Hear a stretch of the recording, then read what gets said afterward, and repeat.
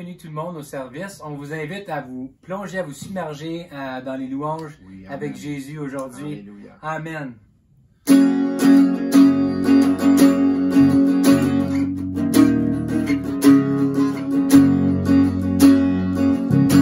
suis-je pour que le roi des cieux ouvre ses bras? Perdu mais trouvé par sa grâce, son amour pour moi, son amour pour moi, il m'a libéré, ma tête est payée, je suis enfant de Dieu, je suis à lui. Il m'a racheté à la croix grâce à soldats. J'étais esclave du péché, mais il m'a sauvé. Jésus m'a sauvé. Il m'a libéré. Ma tête est payée. Je suis enfant de Dieu, je suis à lui, et dans sa maison, j'ai trouvé ma place. Je suis enfant de Dieu, je suis à lui, je suis choisi et affranchi. En toi je sais qui je suis, tu es pour moi, pas contre moi. Et en toi je sais qui je suis, oh, en toi je sais qui je suis. Il m'a libéré,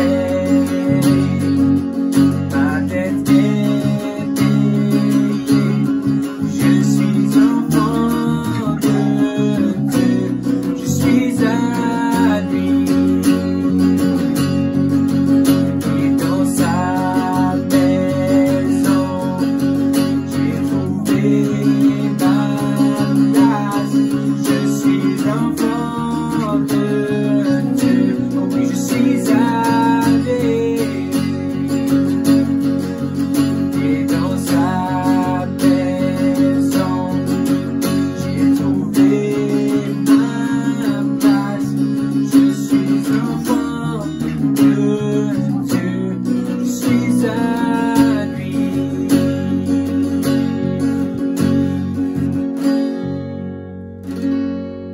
Merci Seigneur. Alléluia. Merci Jésus.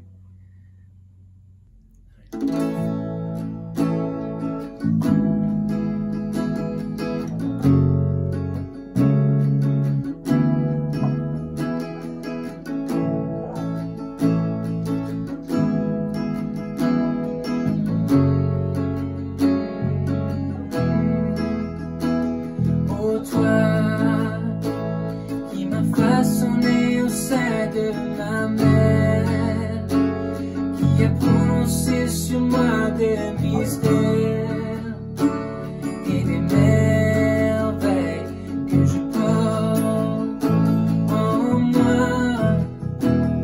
Oh toi qui as célébré le jour de ma venue, qui m'a accueilli à bras étendus, et ce cœur de père s'est ému en moi.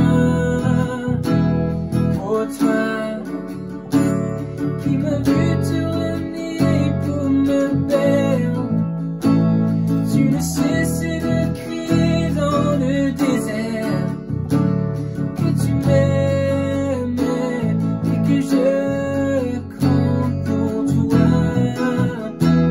Oh toi qui me considère plus que j'étais, et qui regarde ce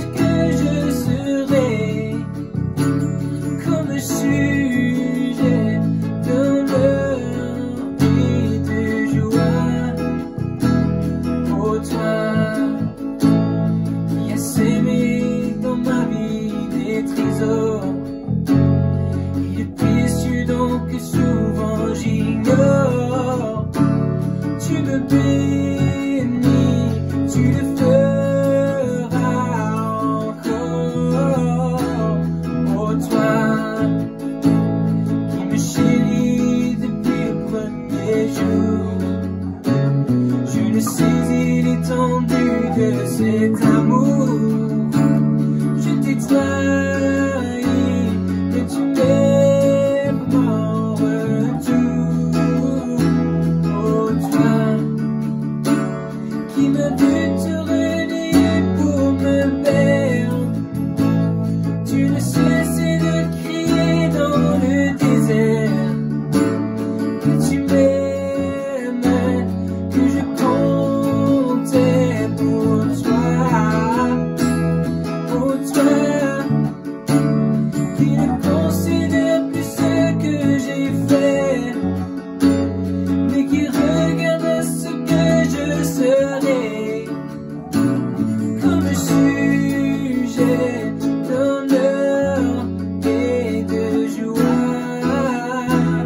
Tu m'as élevé comme un fils, aimé de tout ton cœur, et je t'ai rejeté tant de fois. Je t'ai si peu considéré, souvent même accusé, rejetant mes erreurs sur toi. Tu as mis ton nom sur mes lèvres pour que je te célèbre. Je l'ai oublié tant de fois. Malgré tout l'amour que j'ai eu, tout ce que j'ai reçu, je n'ai pas eu d'égard pour toi. Mais dans mon amour injuste, tu m'as sauvé. Dans mon amour injuste, tu m'as guéri. Je n'en étais pas digne, mais tu m'as pardonné. Je ne le méritais pas, mais tu m'as pardonné. Oh Père, je veux remettre ma vie entière.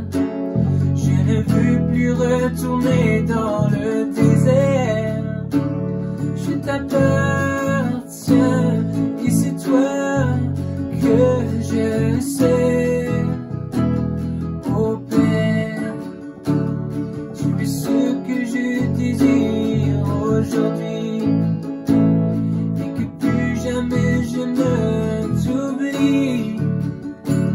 Tu es mon Dieu et tu es toute ma vie, toute ma vie.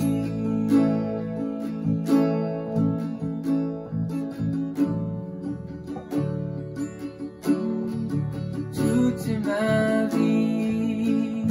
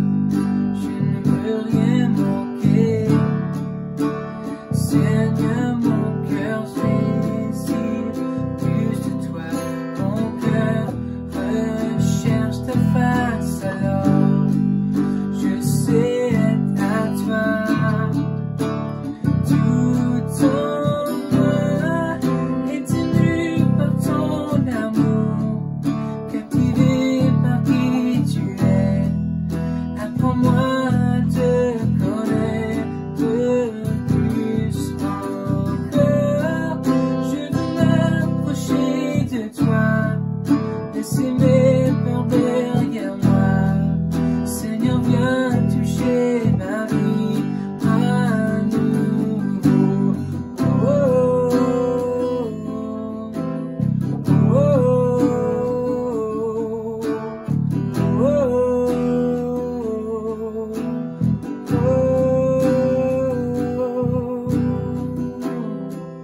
comme le soleil à l'aurore, comme une brise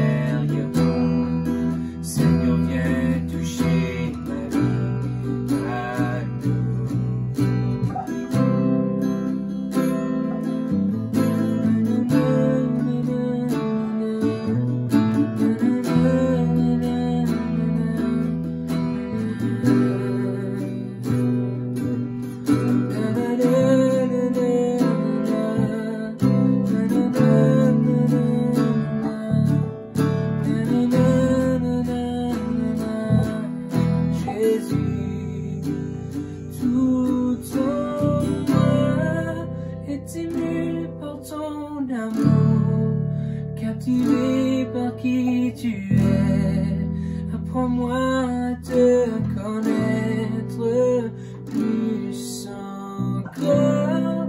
Je veux m'approcher de toi, laisser mes peurs derrière moi.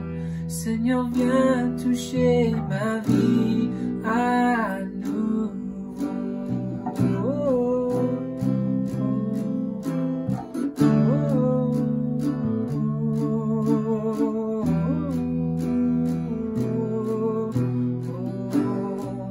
Seigneur, viens toucher ma vie.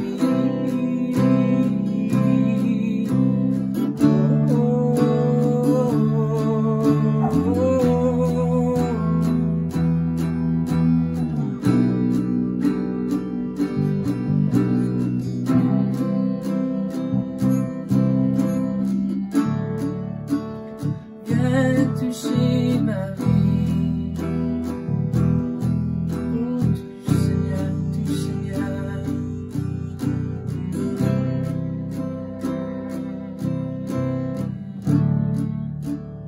Deux genoux, Seigneur.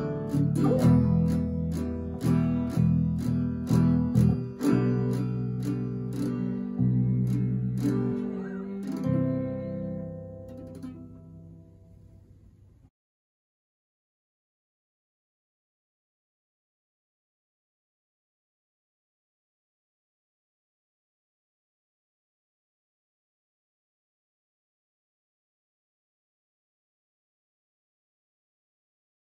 Bonjour tout le monde, Bonjour, bonjour.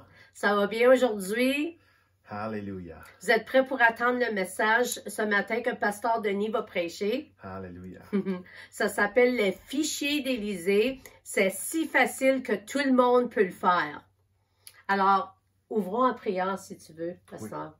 Merci Seigneur pour ta parole. On te bénit Oui, Seigneur Jésus. car tu nous guides dans cette vie Seigneur à travers de cette parole. Alléluia. Et aujourd'hui Seigneur, tu veux nous montrer des leçons Seigneur, ce qui concerne la grâce. Alors Seigneur, je demande que tu bénis la parole à tous ceux qui sont à l'écoute un matin et que tu ouvres aussi nos cœurs Oui, pour Jésus. pouvoir recevoir Seigneur cette parole. Oui, Seigneur. Au nom de Jésus, Alléluia, soyez bénis. Alléluia. Alléluia. Bon, on commence ce matin. Je vais lire le passage dans 2 Rois 5, le chapitre complet. Alors, si vous voulez suivre avec nous, 2 Rois 5, 1 à 27. Naaman, le chef de l'armée du roi de Syrie, jouissait de la faveur et de l'estime de son Seigneur, car c'était par lui que l'Éternel avait donné la victoire aux Syriens. Toutefois, cet homme fort et vaillant était lépreux. Or, les Syriens avaient mené des expéditions et ils avaient ramené prisonnière une petite fille du pays d'Israël. Celle-ci était au service de la femme de Naaman, et elle dit à sa maîtresse, « Si seulement mon Seigneur pouvait voir le prophète qui se trouve à Samarie, il le guérirait de sa lèpre. » Naaman alla dire à son Seigneur, « La jeune fille du pays d'Israël a parlé de telle et telle manière. » Le roi de Syrie dit, « Vas-y, rends-toi à Samarie. Je vais envoyer une lettre au roi d'Israël. » Naaman partit, prenant avec lui 300 kilos d'argent, 70 d'or et 10 habits de rechange, et il apportait la lettre au roi d'Israël. Celle-ci disait, « Maintenant que cette lettre t'est parvenue, tu sais que je t'envoie Naaman, mon serviteur, afin que tu le guérisses de sa lèpre. » Après avoir lu la lettre, le roi d'Israël déchira ses habits et dit, « Suis-je Dieu pour faire mourir et pour faire vivre? En effet, il s'adresse à moi afin que je guérisse un homme de sa lèpre. Sachez-le donc et comprenez-le, il cherche une occasion de dispute avec moi. » Lorsqu'Élisée, l'homme de Dieu, apprit que le roi d'Israël avait déchiré ses habits, il fit dire au roi, « Pourquoi as-tu déchiré tes habits? Fais-le venir vers moi et il saura qu'il y a un prophète en Israël. » Naaman vint avec ses chevaux et son char et s'arrêta à la porte de la maison d'Élisée. Élisée lui fit dire par un messager, « Va te laver 7 fois dans le Jourdain. Ta chair deviendra saine et tu seras pur. » Naaman fut indigné, il s'en alla en disant, « Je me disais, Il sortira en personne vers moi, il fera appel au nom de l'Éternel son Dieu, il fera un mouvement de la main sur l'endroit malade et guérira ma lèpre. Les fleuves de Daman, Labana et le Parpar ne valent-ils pas mieux que tous les cours d'eau d'Israël? Ne pourrais-je pas m'y laver pour devenir pur? Il tourna le dos et il partait plein de colère lorsque ses serviteurs s'approchèrent de lui pour lui parler. Ils dirent, « Mon père, si le prophète t'avait demandé quelque chose de difficile, ne l'aurais-tu pas fait? Tu dois d'autant plus volontiers faire ce qu'il t'a dit. Lave-toi et tu seras pur. » Il descendit alors se plonger 7 fois dans le jardin, conformément à la parole de l'homme de Dieu. Sa chair redevint comme celle d'un jeune enfant et il fut pur. Naaman retourna vers l'homme de Dieu avec toute sa suite. Dès son arrivée, se présenta devant lui et dit, « Je reconnais qu'il n'y a aucun Dieu sur toute la terre, sauf en Israël. Maintenant, accepte, je t'en prie, un cadeau de la part de ton serviteur. » Élisée dit, « L'Éternel dont je suis le serviteur est vivant. Je n'accepterai rien. » Naaman insista pour qu'il accepte, mais il refusa. Alors Naaman dit, « Puisque tu refuses, permets que l'on me donne de la terre d'ici à moi ton serviteur, qu'on m'en donne l'équivalent de la charge de 2 mulets, car moi ton serviteur, je ne veux plus offrir ni holocauste ni sacrifice à d'autres dieux qu'à l'Éternel. Cependant, que l'Éternel veut pardonner ceci à ton serviteur. Quand mon Seigneur entre dans le temple de Rimon pour s'y prosterner, il s'appuie sur ma main et je m'y prosterne aussi. Que l'Éternel veuille bien me pardonner, à moi ton serviteur, lorsque je me prosternerai dans le temple de Rimon. » Élisée lui dit, « Pars dans la paix. » Lorsque Naaman eut quitté Élisée et qu'il fut à une certaine distance, Géhazi, le serviteur d'Élisée, l'homme de Dieu, se dit en lui-même, « Mon maître a ménagé Naaman, ce Syrien, en n'acceptant pas de prendre ce qu'il avait apporté. L'Éternel est vivant, je vais courir derrière lui, j'obtiendrai quelque chose de sa part. » Géhazi courut donc derrière Naaman. Le voyant courir derrière lui, Naaman s'empressa de descendre de son char pour aller à sa rencontre et demanda, « Est-ce que tout va bien? » Il répondit, « Tout va bien. Mon maître m'envoie te dire, 2 jeunes gens de la région montagneuse d'Éphraïm, des membres de la communauté de prophètes, viennent d'arriver chez moi. Donne-moi pour eux, je t'en prie, 30 kilos d'argent et 2 habits de rechange. » Naaman dit, « Accepte de prendre 60 kilos. » Il insista et mit 60 kilos d'argent dans 2 sacs, lui donna 2 habits de rechange et les fit porter devant Géhazi par 2 de ses serviteurs. Arrivé à la colline, Géhazi les prit de leurs mains et les déposa chez lui, puis il renvoya ses hommes qui partirent. Il alla ensuite se présenter à son seigneur. Élisée lui demanda, « D'où viens-tu, Géhazi? » Il répondit, « Ton serviteur n'est parti nulle part. » Mais Élisée lui dit, « Mon esprit non plus n'était pas parti lorsque cet homme a quitté son char pour venir à ta rencontre. Est-ce le moment de prendre de l'argent pour acheter des habits, des oliviers, des vignes, des brebis, des bœufs, des serviteurs et des servantes? La lèpre de Naaman va s'attacher à toi et à ta descendance pour toujours. » Géhazi quitta Élisée, atteint d'une lèpre blanche comme la neige. Oh, merci, Pasteur Sylvain, c'est un bon... Wow! Alléluia, alléluia. C'est, en tant que croyant des disciples de Jésus-Christ, cette histoire ici a de nombreuses leçons. Alors, je veux regarder ce matin certaines leçons ici. On ne peut pas toutes les regarder à cause que c'est une grande histoire. Mais il y a des leçons qui sont évidentes ici. Et c'est ça que je veux regarder aujourd'hui. Parce que c'est une leçon très riche. Cette histoire nous enseigne à propos de la grâce. Ça nous enseigne à propos de l'orgueil. Ça nous donne une leçon sur l'humilité.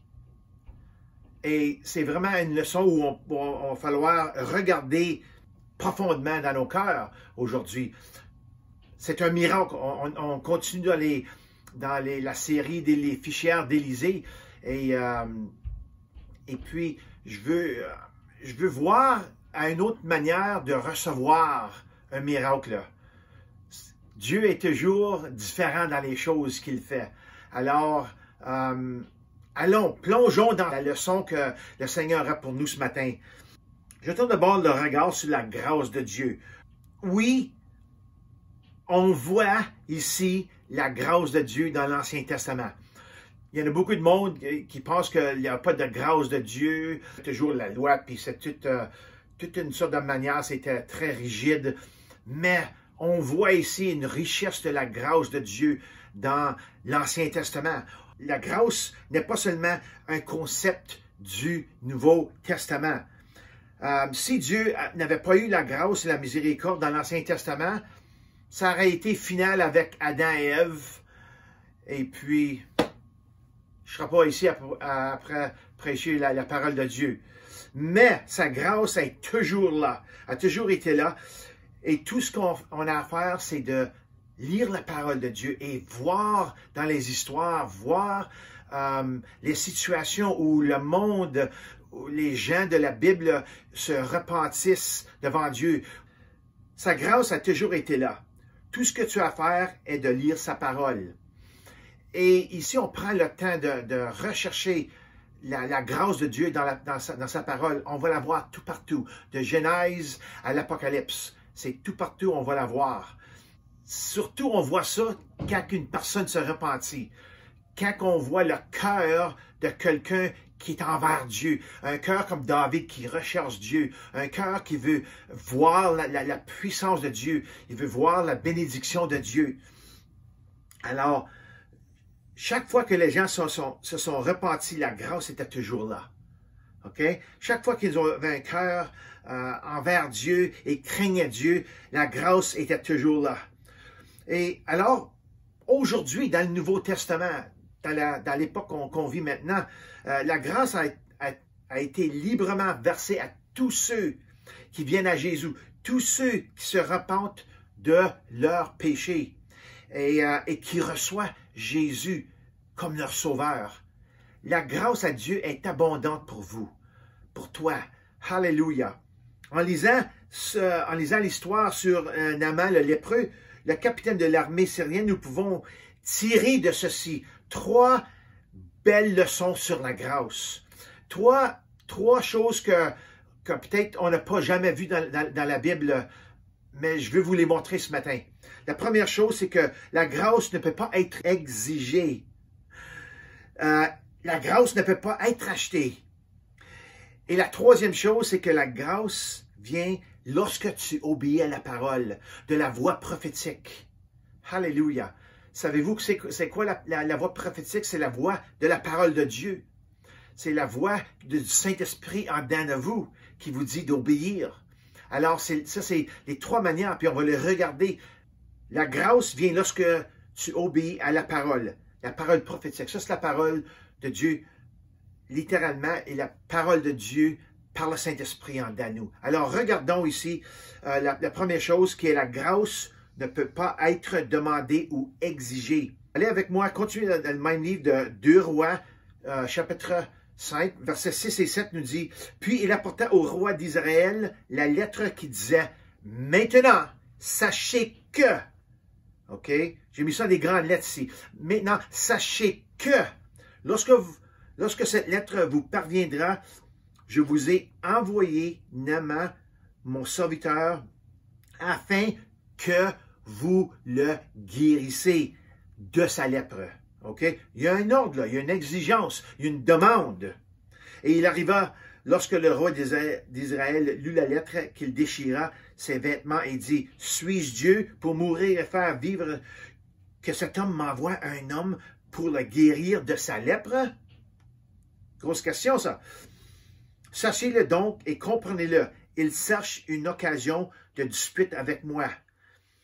Le fait que Dieu a guéri un ennemi d'Israël est vraiment un acte de grâce de la part de Dieu. Israël avait des ennemis tout partout autour d'eux. Et les Syriens étaient leurs ennemis. Le fait que Dieu a guéri un ennemi d'Israël est un acte de la grâce de la part de Dieu. Alléluia.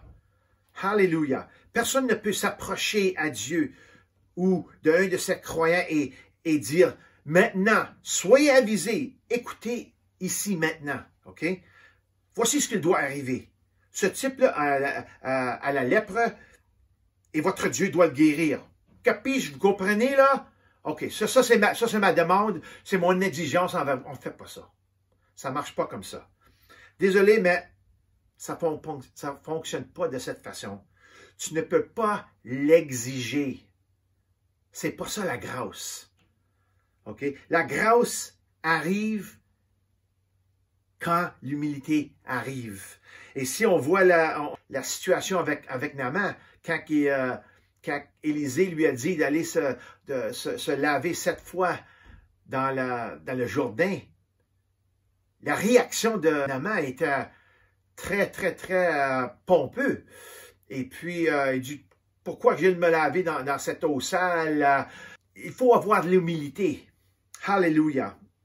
Tu ne peux pas venir à Jésus aujourd'hui pour demander ou exiger le salut. Jésus, sauve-moi. Non, tu ne fais pas ça de cette manière-là. Tu viens à Jésus en réalisant que tu n'es rien sans lui. Que rien que tu peux faire peut t'apporter au ciel. Tu viens à lui avec humilité, avec un cœur brisé et avec un cœur de repentance. Vous voyez, la grâce arrive quand l'humilité arrive. Tu ne peux pas venir à Jésus pour demander ou exiger le salut. Tu ne peux pas faire ça. Tu peux pas te pousser ta manière envers Dieu. C'est selon la loi de Dieu, la loi de la grâce de Jésus-Christ. Alléluia. Tu viens à Jésus en réalisant que tu n'es rien sans lui. C'est dans un état d'humilité qu'on vient à lui, dans un état d'être repentant qu'on vient à lui, avec un cœur brisé, avec un cœur de repentance. Pense à ceci pour une seconde. Il est ton créateur. Il est ton créateur. C'est lui qui a mis tous tes morceaux ensemble dans le ventre de ta mère. OK? C'est lui qui a mis tous tes morceaux là, puis il a tout mis ça ensemble là. Même l'air que tu respires est une courtoisie de lui. C'est par la grâce et c'est par l'amour agapé de Dieu. Alors, n'exige rien de Dieu. Demande gentiment. Demande avec humilité. Parce que tu n'es rien sans lui. Alléluia. Il est en charge. Écoute ceci. Exode 33, verset 19. Moïse est monté sur le mont Sinaï, d'avoir les 10 commandements. Mais il y a un moment avec Dieu qu'il veut voir.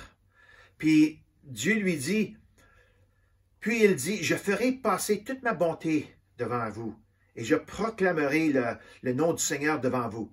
Je serai gracieux envers qui je ferai grâce, et j'aurai compassion de qui j'aurai compassion. Ça dépend de lui, ça dépend toujours de Dieu. Mais ça dépend aussi de ta foi et de ton cœur. C'est une coopération entre toi et le Seigneur. Tu viens à lui, il vient à toi. Il t'attire par son Saint-Esprit. Mais il veut que tu fasses des pas envers lui. C'est pas seulement... Le salut, c'est Jésus qui l'a tout fait. Mais c'est à toi de venir à lui avec humilité, avec un cœur de repentance. Alléluia. Psaume 51, 17 nous dit, « Le sacrifice agréable à Dieu, c'est un esprit brisé. Ô Dieu, tu ne dédaignes pas un cœur brisé et humilié. » Alléluia. Merci Seigneur que tu nous reçois quand on est humble devant toi, quand on a le cœur brisé devant toi. Alléluia. Vous voyez, un cœur brisé et contrit est la clé pour recevoir la grâce et la miséricorde de Dieu. Veux-tu recevoir quelque chose de Dieu aujourd'hui? As-tu besoin d'un miracle? As-tu besoin d'une guérison? Reçois-le par la foi, avec un cœur contrit, avec un cœur humble. Alléluia. C'est comme ça que le Seigneur veut qu'on vienne devant lui. Ne prends pas les choses pour Dieu comme quelque chose qu'il te doit. On doit tout à lui. Jésus est venu, il a laissé tout au ciel, il est venu sur cette terre pour vivre une vie charnelle, une vie dans la chair comme homme, étant le Fils de Dieu et étant le Fils d'homme. Et elle a passé à travers de tout ce qui consistait pour avoir pour la croix. Un cœur brisé et contrit est la clé pour recevoir la grâce de la miséricorde de Dieu. Veux-tu recevoir quelque chose de Dieu aujourd'hui? Veux-tu un miracle? As-tu besoin d'un miracle? As-tu besoin d'une guérison? Alléluia! Dieu est là toujours pour toi. Reçois-le par la foi et par un cœur humble. Alléluia! Ne prends pas les choses que Dieu a pour toi comme quelque chose qu'il te doit. C'est Jésus qui est descendu du ciel. C'est Jésus qui passe à travers la croix, qui est mort pour nous. Alléluia! Et c'est à lui qu'on doit tout. Mais sa grâce a tout effacé ça. Alléluia! Il veut simplement qu'on aille à lui avec un cœur humble, un cœur contrit. Alléluia! N'exige jamais sa grâce. N'exige jamais sa grâce. Reçois-le humblement. Alors, voici ma question pour moi et pour toi ce matin.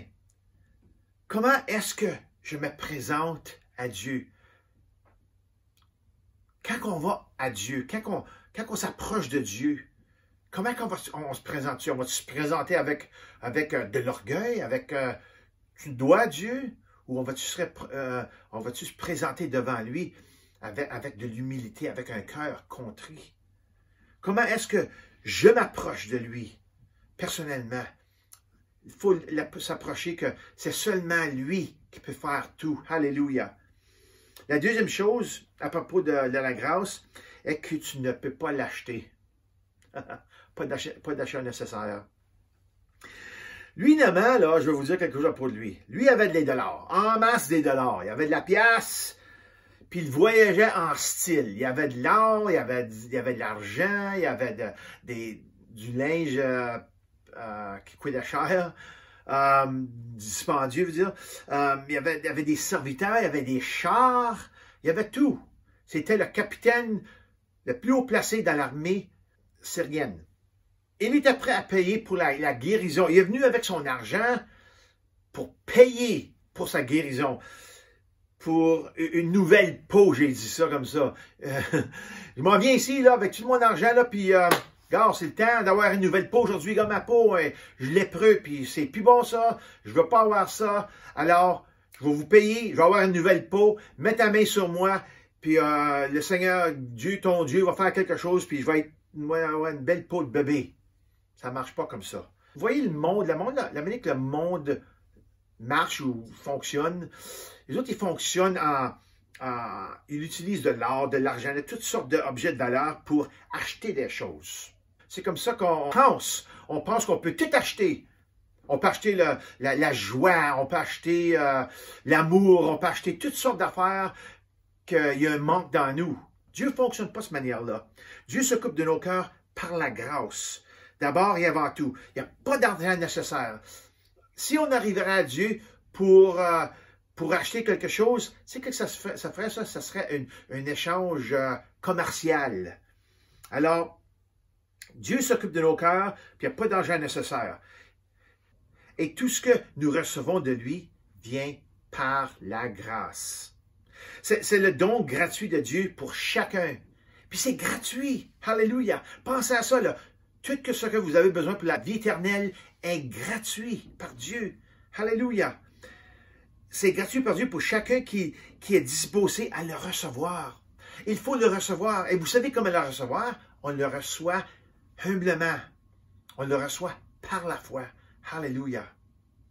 Éphésiens 2:8 nous dit, « Car par grâce, vous avez été sauvés par la foi, et non par vous-même. C'est le don de Dieu. » Pensez-vous que vous pouvez recevoir n'importe quelle chose par Dieu en faisant quelque chose pour le recevoir ou payer quelque chose pour le recevoir? Naaman a fait une grave erreur là, parce que ça n'a pas marché pour lui.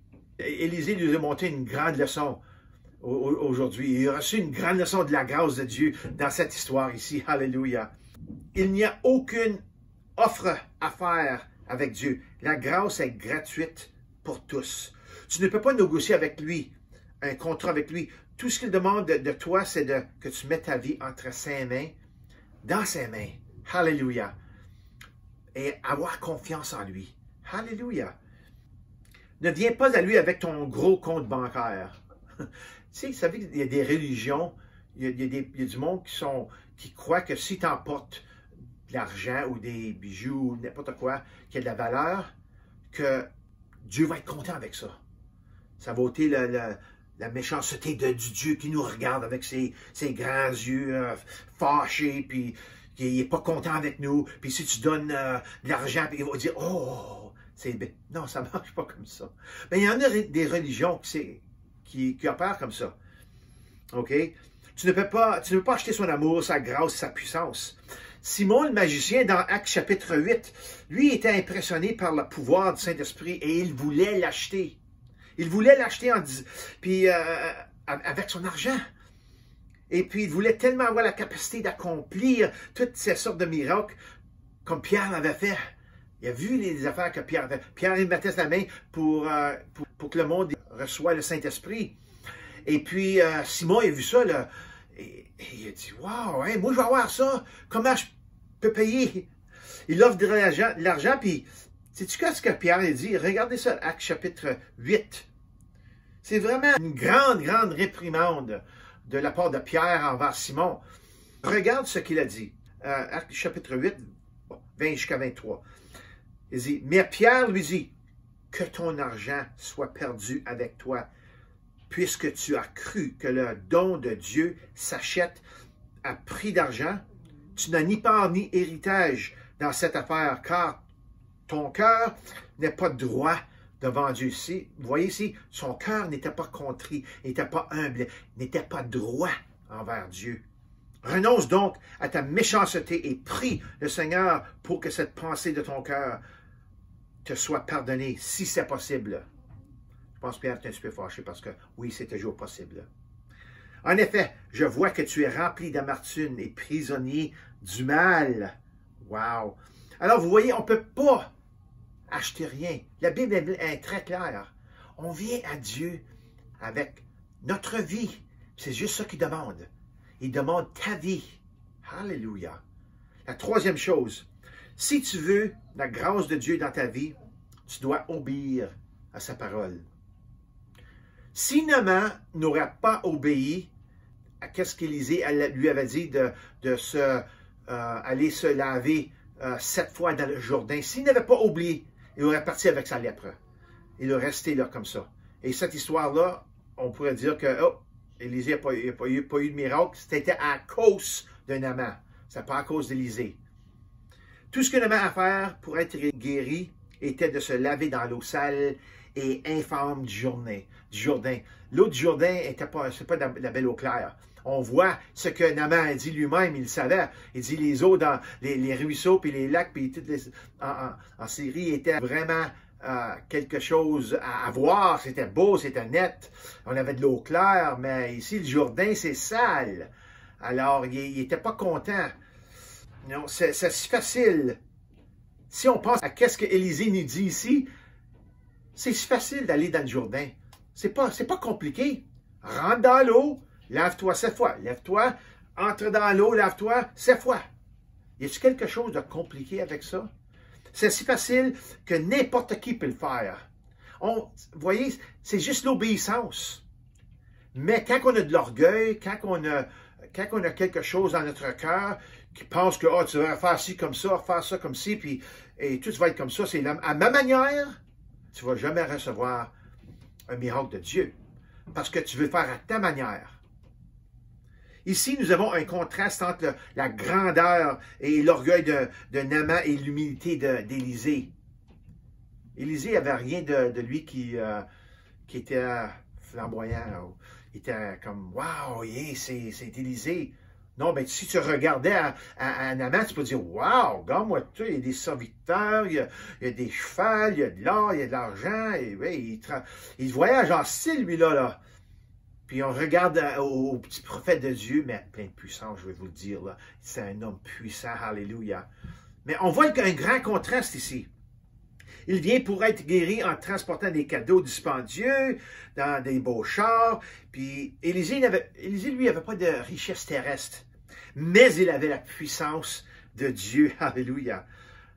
Je veux vous dire que toutes les richesses qu'on a dans ce monde-ci ne comparent pas à la puissance et la présence riche de Jésus-Christ par son esprit en nous. Il n'y a rien qui peut comparer. Il n'y a rien qui compare à Dieu. Alléluia. Les richesses de cette terre sont rien comparées à Dieu et notre relation avec lui. La fierté de Naaman était presque sa perte. Il a presque manqué son coup ici, là. Trop fier et têtu pour suivre les instructions simples du prophète. C'est ça que ça fait l'orgueil. Ça peut t'enlever quelque chose que le Seigneur veut te donner, mais si tu es plein d'orgueil, si tu es trop fier de le faire, bien le Seigneur, il va dire, je ne peux pas travailler avec ça. Il a presque contourné la bénédiction de Dieu que Dieu avait pour lui en réserve. Dieu avait quelque chose de spécial pour lui. Il a presque manqué, mais il l'a eu. Alléluia. Nous aussi devons obéir la parole de Dieu. Même lorsque la voix ou la manière de Dieu, ça n'a pas de sens pour nous. Tu sais, les choses de Dieu, ils ne font pas toujours du sens.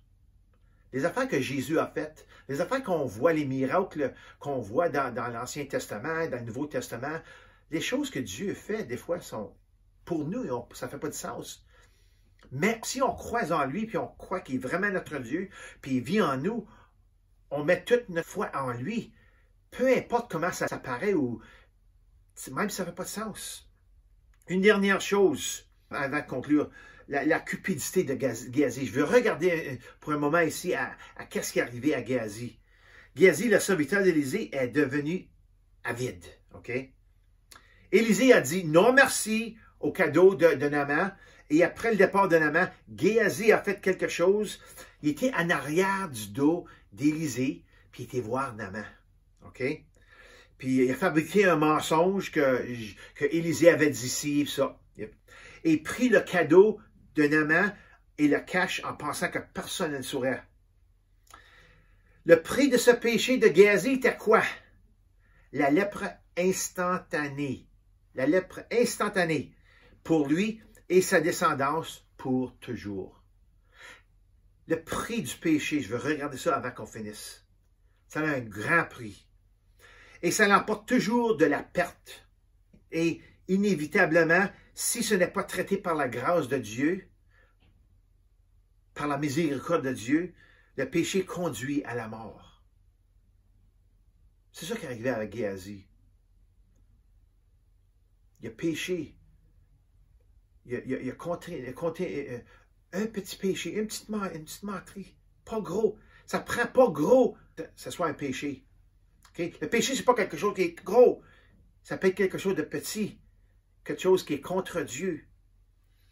Jésus est venu offrir à chacun son don de grâce pour que nous puissions avoir la vie en lui. Pas la mort, la vie.